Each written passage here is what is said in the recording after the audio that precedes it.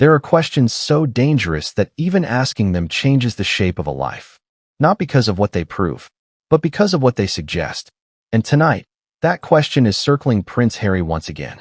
What if the most destabilizing force in his life right now isn't exile or lawsuits or fractured family ties, but a rumor that refuses to stay buried? A rumor that has followed him since childhood. A rumor that people whisper with the confidence of fact, even when no proof is ever placed on the table. Here's the uncomfortable contradiction. Harry has spent years fighting tabloids for invading his privacy, and yet one of the most invasive claims imaginable about his very identity keeps resurfacing louder each time. Recently, it's returned with a new weaponized phrase attached to it. DNA confirmed. That phrase alone changes the temperature of the room. It sounds final, scientific, unarguable, and yet no document has surfaced. No institution has spoken. No authority has stepped forward. Just repetition, screenshots, headlines without sourcing, and a silence that feels, to some, like confirmation. But silence isn't evidence. It never has been. So why does this story matter now? Because Harry's public life is already defined by fracture. He is the prince who walked away, the son who challenged the institution that raised him, the man who speaks openly about trauma, memory, and the damage of unanswered questions. And now, fairly or not, he is being pulled back into a narrative that attacks something even more fundamental than status: belonging. This isn't about salacious gossip.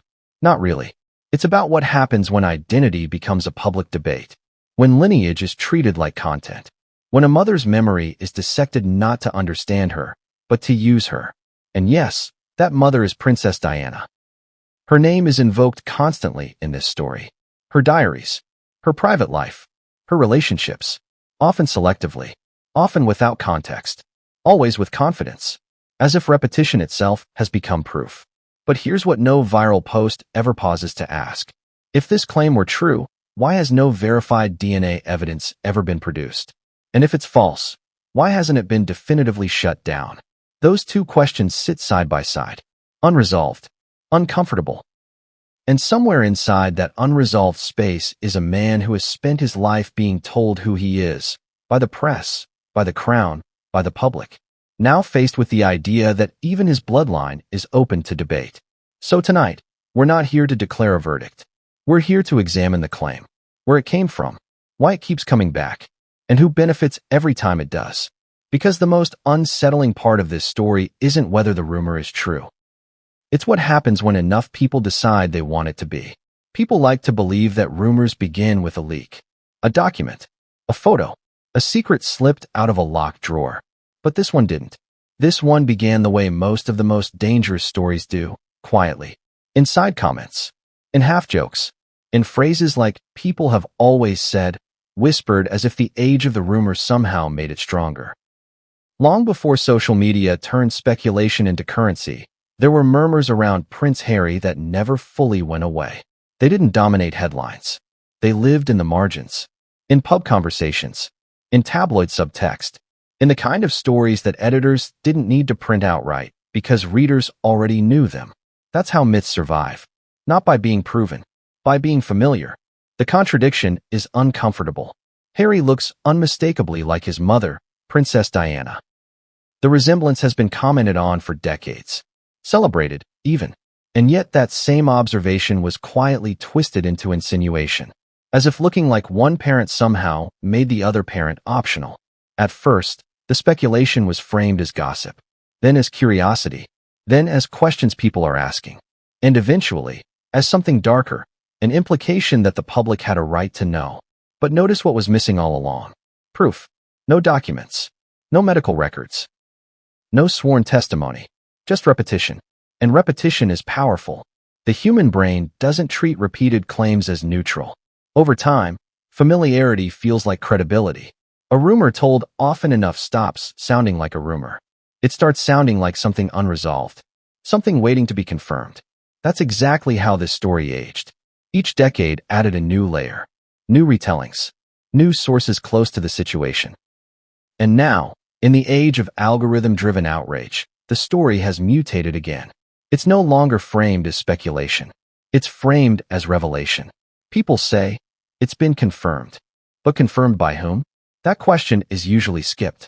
Instead, we get fragments, screenshots without context, claims referencing unnamed insiders, vague mentions of diaries, as if a private journal is the same thing as scientific evidence. The audience is nudged toward a conclusion without ever being shown the path. And here's where the irony sharpens. Harry has spent years arguing that unchecked speculation destroyed his mother, that it nearly destroyed him, that rumors, left to metastasize, don't just misinform, they wound.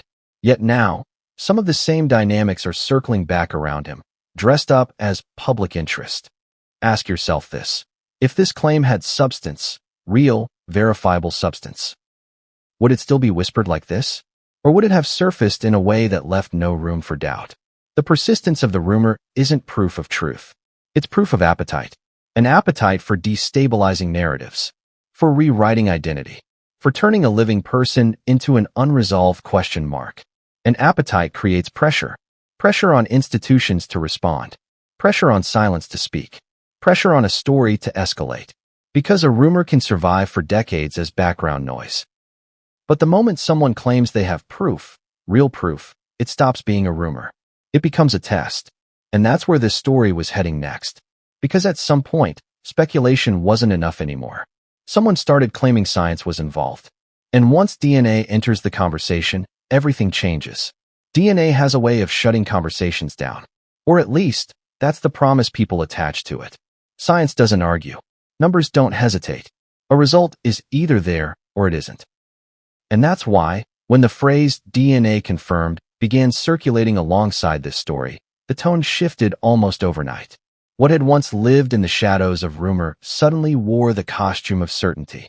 But here's the thing that rarely gets said out loud. DNA doesn't exist in a vacuum. For a DNA result to mean anything, it has to come from somewhere. A verified sample, a documented chain of custody, an institution willing to stand behind it, medical professionals who can be named, records that can be examined. And in cases involving public figures, especially royalty, legal frameworks that govern what can and cannot be disclosed. None of that has surfaced here. No hospital has spoken. No court filing exists. No medical authority has attached its name to this claim. Instead, the story moves in a fog of implication. Sources say, documents seen, results obtained privately. Each phrase carefully designed to sound responsible while revealing almost nothing.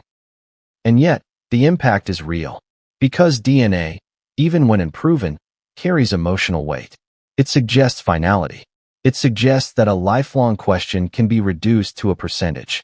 It invites people to imagine a moment, private, devastating, where a person looks at a piece of paper and sees their entire sense of self recalculated. That image alone is enough to travel. But pause here. Ask the uncomfortable question most posts avoid. If such a test existed, if it truly rewrote royal lineage, who would have the authority to confirm it? And why would every institution capable of doing so remain silent? Some argue the silence is the answer. Others say the silence is protection. Protection of privacy. Protection of stability. Protection of a monarchy built as much on symbolism as bloodline. But silence can mean many things. And the danger is assuming it means only one. There's another contradiction worth sitting with. DNA is often presented as neutral, objective, beyond emotion.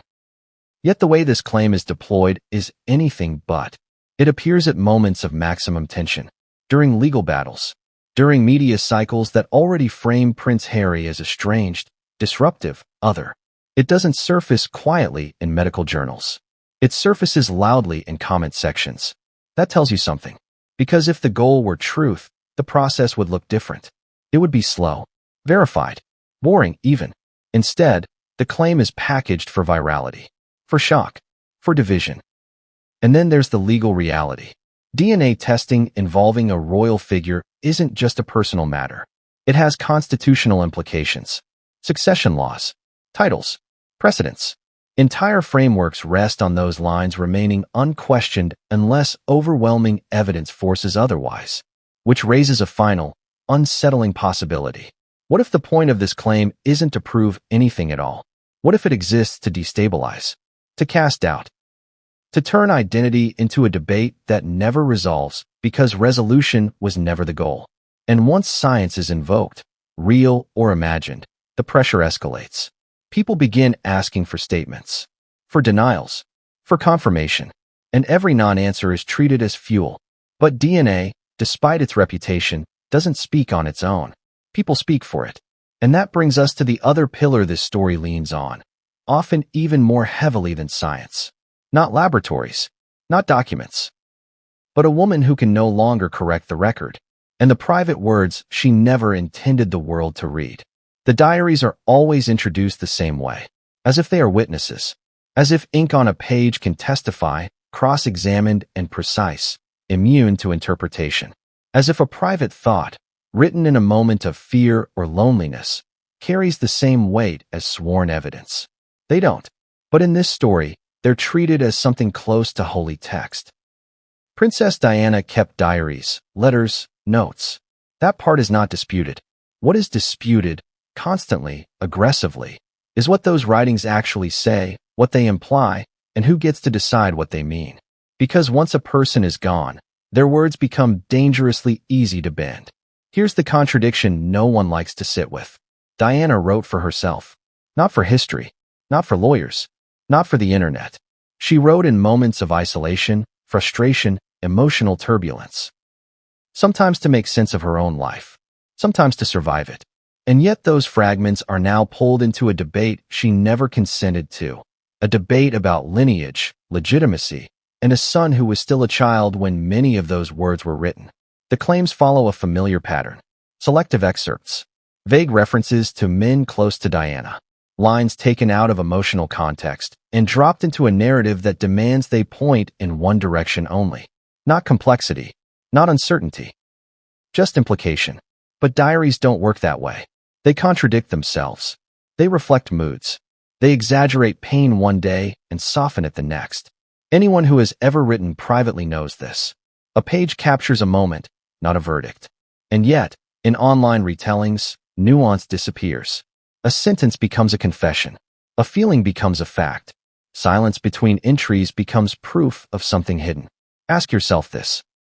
If these writings truly contain definitive evidence, why has no complete, authenticated version ever been released? Why do we only ever see fragments? Why does the story rely so heavily on what Diana allegedly confided, rather than what can be documented? The answer may be uncomfortable, because fragments are powerful. They allow the reader to fill in gaps with whatever conclusion feels most satisfying.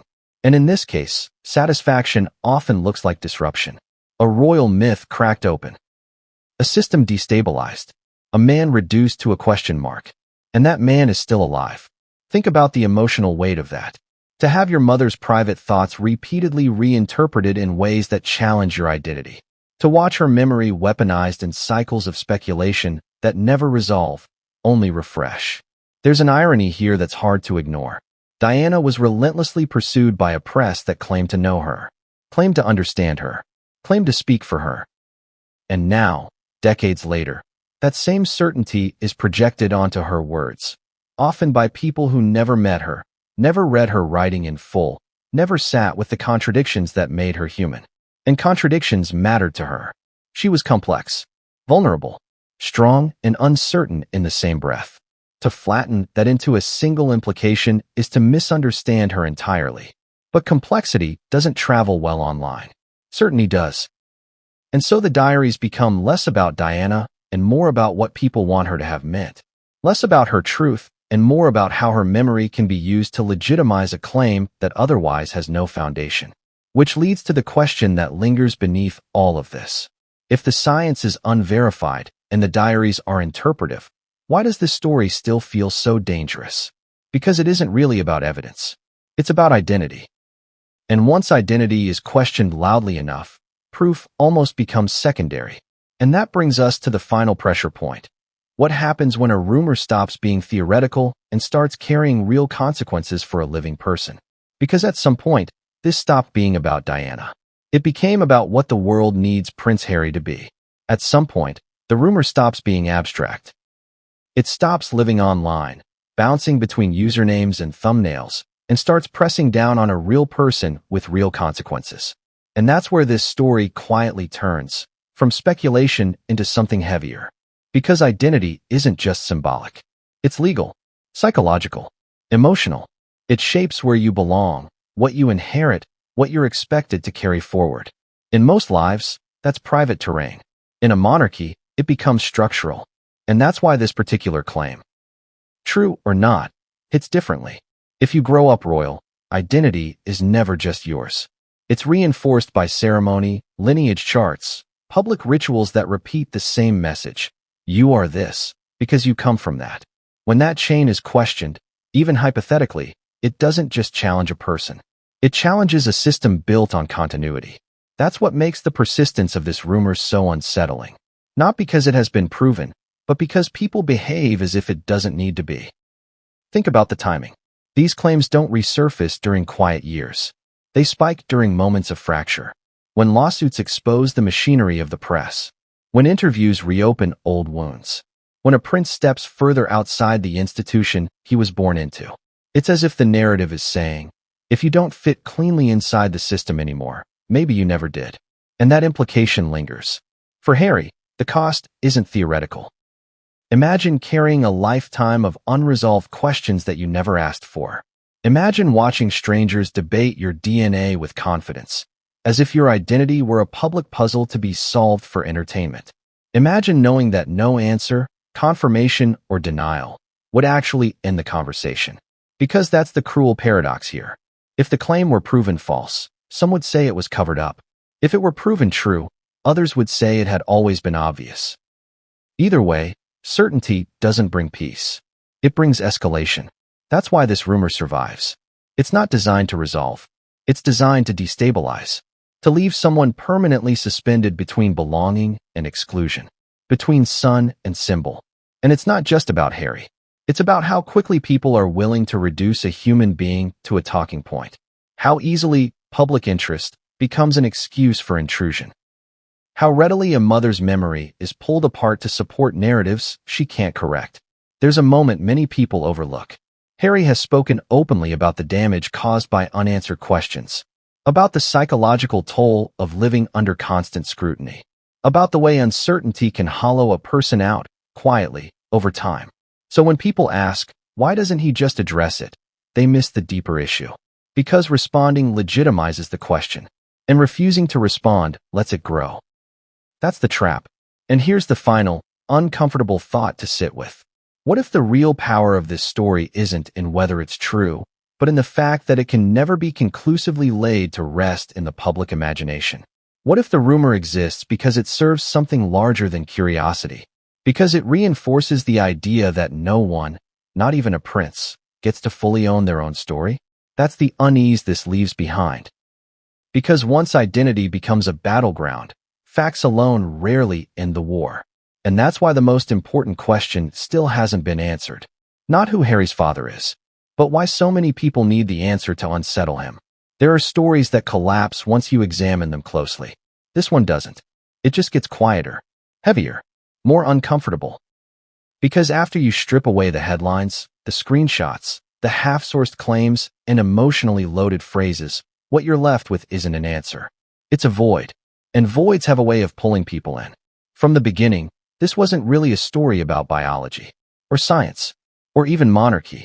It was a story about certainty, who gets to claim it, who is denied it, and how badly people seem to want a definitive explanation for a man who has refused to remain simple. Prince Harry has spent years trying to reclaim authorship over his own life. To say, in effect, I will tell you who I am. Not the tabloids, not the institution, not the rumors. And yet, again and again, narratives reappear that attempt to take that control back. The DNA claim does that in its most extreme form. It suggests that identity is something external, something that can be handed down or revoked, something a person doesn't get to define for themselves. And that's why it lands with such force, even without proof, because it taps into an old instinct, the desire to explain discomfort by rewriting origins. If someone doesn't fit, maybe they never belonged. If someone disrupts the system, maybe they were never truly part of it. It's a convenient logic, and a dangerous one. Look closely at how Princess Diana is used in this narrative. Not as a woman, not as a mother, but as a mechanism. Her private words turned into evidence. Her complexity flattened into implication. Her memory repeatedly summoned to support claims she cannot confirm or deny. There's something profoundly unfair about that. Because if Diana taught the world anything, it was that human beings don't fit neatly into roles assigned to them. That pain and contradiction can exist alongside love. That public perception is often a poor substitute for truth. And perhaps that's the real legacy echoing through this story. Not a secret waiting to be uncovered, but a warning that relentless speculation doesn't illuminate. It erodes.